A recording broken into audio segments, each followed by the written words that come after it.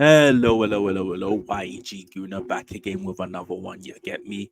Um, it is Easter Friday, so I just want always Good Friday, anyways. So I just want to say Good Friday to everybody. You know what I'm trying to say? Um, he will rise again. We just give all glory to God. But like, let's get right into it, show. Like on the day Jesus rises, Arsenal and City play. Two things are not correlated. They're not correlated. I bet there's bare men of faith and women of faith and children of faith that support City. And then there's lots of men of faith and children of faith that support Arsenal. But I live in my world. You get me? And I support Arsenal. You get me? So so, Father, can you hear me? Yo, all jokes aside, man, like I'm gonna preview the game a little bit. I'm gonna do like a combined 11.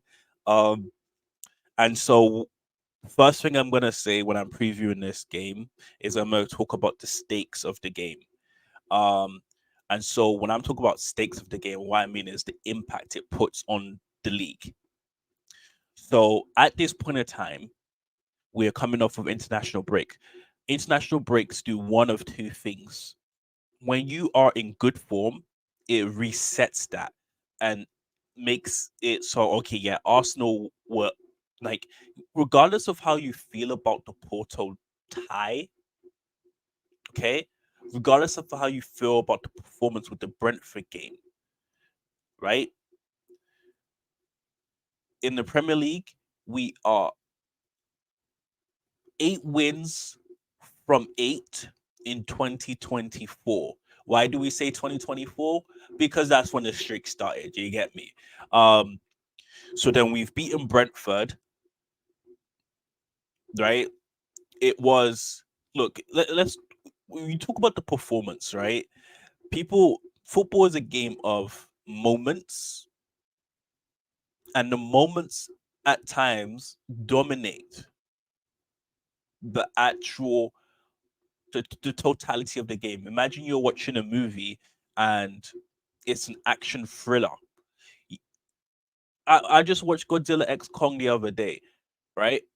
I'm someone that I watch movies a lot. I watch stories a lot. I read manga, I read books, I read articles. And so like when I'm watching media, I have a good intuition of seeking out looking at the story and the storyline and seeing how things developed to be how they are. But when you watch a movie like Godzilla X Kong, I can find the story from it. But you're gonna get a lot of people that can't find the story. You feel me? They don't know how it started. They don't know how it ended. They're just scared to see these guys go at it. You get me? And so that's what happens sometimes with football, where in the Brentford game, people look at the moments. They look at the the highlights. They look at, oh wow, like Ivan Tony shot from this far. That's good. Arsenal got like Arsenal and Brentford. That's a close game. It was close in terms of the scoreline, but in terms of what happened in the game, Brentford had few moments, and there was like towards the middle-ish part, or uh towards the halfway point, or towards the climax, right? It the Brentford had a couple of cluster moments that weren't that great. Apart from the goal that they scored, which was a mistake by Ramsdale, right? They had one more shot that was like, wow, like and Ramsdale had to like tip it and save it. Other than that, they didn't really do nothing. Like, let's be real, like they didn't actually do anything. Like you in your head, you could say that us that like Arteta tactically at points of times gave them the ball to try to break them down because they're not as good on the ball as we are, right? And so that leads me to the Porto game. Like the people like to talk and say we barely made it out and we won on pens, but take that game individually and look at that game. I know it's the Champions League, it's knockout competition, and it's two legs, but we won that game convincingly with like there was one moment for them. Other than that, They just defended, and when defending is art, the defending was beautiful. Uh, what's his name? Pepe and I. What's the Wendell? Pepe Wendell. What was their left back's name? Forget about that. But they just defended very well. And again, like I said, football is played in moments. Obviously, Odegaard's pass in that moment was beautiful. It wasn't even the pass, to be honest. It was his jink, his fake, and then the pass that was beautiful. That like all of that moment together. That was a picture. You get me? But the thing is that people look at that and say, yeah, it just took a bit of individual brilliance for Arsenal to. No, it didn't. Like Odegaard was spraying and peppering them, breaking them apart. Even Jorginho was breaking them apart. Havertz was walking like a war horse. He was walking like a dog. You get me? And like in terms of performances, Odegaard gets out of that match, but Declan Rice, you didn't see Declan Rice. You didn't see that he didn't do nothing. Nobody didn't do nothing. You didn't see nothing because he was doing what like we were playing a double pivot, and Declan Rice on the defensive end was just doing defensive work, like actual work. So you didn't see him. But like, let's get to the City stuff. What I'm trying to say basically with all of this is that we had a built up pent up momentum coming in, and what international break does is that at some sometimes international break actually removes that momentum and resets it. And what I think Arteta has tried to do with the industrial break is try and keep the momentum, and we'll see on the day if we did. City also have momentum. They have not lost, and I believe 23 games. Obviously, not losing in 23 is completely different to having a win streak because you could draw in that 23. Like, those draws keep your momentum? No, they do not. In fact, probably draws are probably the most annoying thing because you didn't win or lose. So you're kind of in a limbo. But City have injuries to two defenders, and I want and a supposed injury to KDB, which is a lie. Let's get that out of the way. That's a lie. If he comes on the day and he plays, then it's like, oh wow, dang, KDB is there. We're in trouble. He gets GNA in every 60 minutes that he plays against Arsenal. They've got to score at least one goal. Um, but Kyle Walker is for sure out, and John Stones is for sure out. One of those I don't care about because he's just been injured the whole season, and I believe every single time we've played City this season, he was not even present. But Kyle Walker is, how do I explain it? Like he's good. He's a vital part. Akanji might be injured too, so you might be seeing Rico Lewis out there. Um, but I don't see like I'd have to watch the game. I actually don't see the presence of Kyle Walker be much of a difference in the outcome of the game, especially because, to my knowledge, Martinelli is not playing, and he's the person where it's like, oh yeah, like if he's playing, Kyle Walker makes a big difference. Um, and so when we get down to it, I'm gonna say my scoreline towards the end of the game. But what I want to do is paint a picture for you of two juggernauts playing each other, and what this game means is that, in my personal opinion, what it means, whoever wins this game, they do not win the league. This game does not determine who wins the league. What it does do is, though, like I said, momentum. If Arsenal beat City for the first time in 2015 at the Etihad, what it does is it ignites a title charge. It ignites that. It gives them the belief that yes, this can be done. What you're doing right now is we're staring ourselves in the face and saying, we're not afraid of you. We're not. We're not staring you down. We're staring ourselves down and saying, do we have what it takes to win this league? Like you're looking when you look at yourself in the mirror and you say, you're about to face your biggest challenge. Can you overcome this challenge? It's like when boxers shadow box. You shadow box because like you're throwing punches at yourself and you're trying to dodge yourself, trying to beat yourself. Can our key players beat themselves, beat that mental block that is City? We have faced a lot of mental hurdles this whole season. This one is the one that will change the rest of the season because we beat them. There's no more international breaks. We beat them. it gives us what we need to get past every single challenge. It gives you that extra boost. And also, this is a 6 pointer. It has to be done.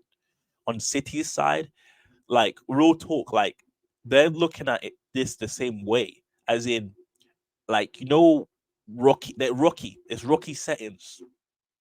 They're not old dog, but they've been doing this for so long, back to back to back. This is going to be a 4P Challenge of Champions League, FA Cup, going to the last game of every single competition, still being able to win something. And what they're gonna do for this, they're gonna do that Michael Jordan thing where they're like, "Yo, what did y'all say about my mama?" You get me? Just making up some storyline from it in order for them to get jigged up. And when they win, that fake storyline has served its purpose and given them again what's needed to charge down. And like, let's be real, like when Liverpool, if Liverpool, like if regardless of what happens with Liverpool and Brighton, which I personally think they're gonna draw that game, but regardless of what happens, I don't care what happens in that game. City is going to chase them down like a Rottweiler. If they beat us, for sure, they're gonna chase them down like a Rottweiler. But again, like I said, this does not determine the league. It determines, or it provides extra fuel who to like Arsenal or City for them to push on and put pressure on Liverpool, right? I do believe if we win this game, that that's our hardest game out of the window, but it is game by game. You get me? Let's do this 11. Okay, so I'm gonna do this a little fast because, like, let's be real. Um, like some of these positions are like it's really really easy, to be honest. I'm not gonna change the formation. I can't be bothered, right? Just know that this spot here is DM. And to be honest, like both of our DMs are so gifted and skilled. They're basically eights. Let's be real. I'm not gonna do a manager. I'm actually F it. I do the manager. Um, so real talk, the manager has to. Oh wait, this is nation. Uh, well, there we go. That was easy. Um, okay. So real talk, like I'm not trying to be a dick or anything like that. Like this is based off this season. Arsenal's top of the league at the moment. I'm picking Arteta, even if like you want to say anything, it's not really that big of a deal. Like he's not like you get me. Um, and so when it comes down to keeper, like we've got to keep it 10 toes. You get me? Let's just be Edison is out. Um, yeah, David Raya has to be the keeper. People say like I'm hearing all these things like David Raya hasn't got like he's got the most clean sheets, but he hasn't got a good save rate. He I have to check the percentage out, but he probably doesn't have a good save rate because he doesn't see much shots, right? So he doesn't have to make much saves. Like, uh, right? You get what I'm trying to say? Like, but just because you're not making saves doesn't mean you're not grabbing crosses from the air. Doesn't mean you're not like cutting out and intercepting passes. You get me? Because goalkeepers play as sweepers as well if you play for Arsenal. Let's get this out the way quickly. Wait, wrong thing. This part is just like it's standard. That's why I'm just doing it right away. It's standard. Saliba. Like if you wanna like real talk, none of the City centre backs have been like what's that word? No, I'm not gonna say they haven't been good, but none of the City centre backs have stood out in any particular way at all. And to be honest, they what they have stood out for is for not being good this season, for being shaky. Then we go over here. Like y'all gonna think I'm wild for doing this. We do have the best defense in the league, so don't get it twisted. You get me? Um, but look, with this decision over here, they like Ben White has been he was shaky And when I say he was shaky, he was only shaky in like the the second like throughout the whole season. Ben White has been really really good this latter part. He was okay to begin the season, and then he was kind of poor towards that November period. But people keep on thinking that he was poor throughout and he's only been good now. That's not the case. He was good to start, right? He was good to start, and he was kind of poor towards the Novemberish period, right? And Kyle Walker has been shaky-ish throughout. Throughout, there's been some games where he's made some tackles and stuff, but Sterling ate him both times he played. He played. They played Chelsea, and you played with Sterling. How you like? Let's be real. Kyle Walker's lost a bit. It doesn't take away from the fact that me personally, I think he's the greatest center right back that the Premier League has had. He has surpassed Gary Neville and Ivanovic, in my opinion. Those who don't know who Ivanovic, you probably you probably don't know those Mourinho or Chelsea sides. You get me? But I think he surpassed those two. Um, because in my opinion, Gary Neville was amazing defensively, great link up play, always providing the option wide for David Beckham for outlet and recycling the ball. What Gary Neville did in that right back position wide is kind of what DMs do right now, but people don't recognize that because it doesn't give you GNA. But let me not dwell too much. This has got to be White for me. It has to be. Because White just provides a lot more going forward, and also like in my opinion he's just as good going back. It's just obviously he doesn't have that lightning pace. um Over here, like if I'm being 10 toes, it's Ake. I'm not picking even though Guardiol has played more in the position. Sorry, in the mornings I have really terrible sinuses, so in the mornings it's peak, you get it. But like, let's be real, Ake is better. He's just better in that position. He's better. Like, I don't understand why Pep's not playing Guardiola in centre back, but that's besides the fact. And Kyrgios has actually been really really good. He's showing me why AC Milan was trying to get him on loan. This transfer window, he showed me why Roma wanted to buy him when Mourinho was still there. And he's really holding his own. If he keeps up for the whole season, like maybe next season, maybe Timber and White battle out over here. Maybe Kivio keeps this position. I don't know. Or maybe him and Timber battle it out, right? Zinchenko, like real talk, like um, you got some competition. I don't even want to see Zinchenko tomorrow. Like real talk, I don't want to see him Zinchenko tomorrow. And so what I'm gonna do here is Rodri right here. Okay, what I'm gonna do right here is get myself some basmati. Get that basmati jollof. You get what I'm trying to say? Then right over here, this like for me, it has to be this. And the reason it has to be this, right? Based off this season, Odegaard 100% should be here, right? But if I'm being honest, right?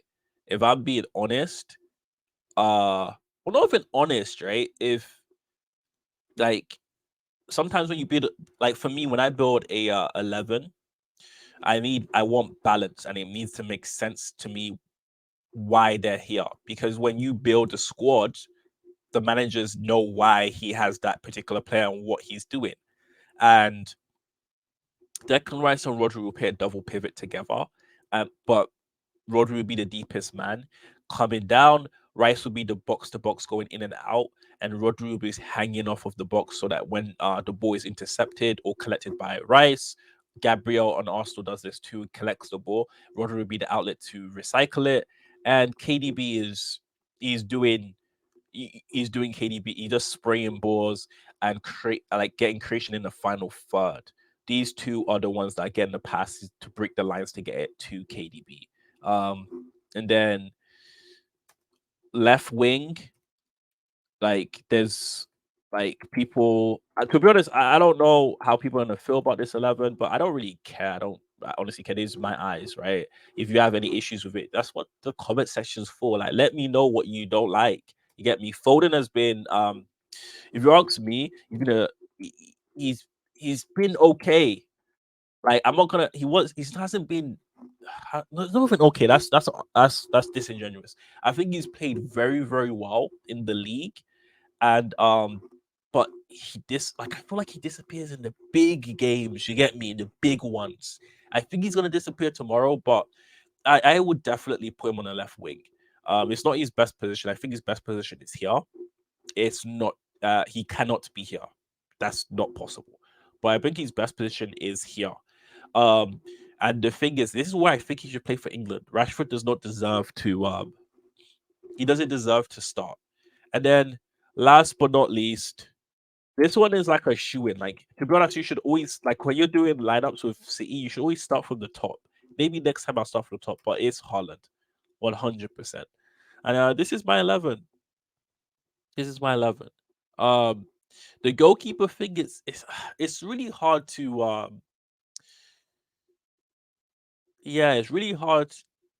You know what? Yeah, based on the fact that both of these keepers kind of do the same thing, and what I mean they kind of do the same thing is like that. Like, you want that guy that gets the outlet passed out, and he's better. Like, the better outlet passer actually is Edison.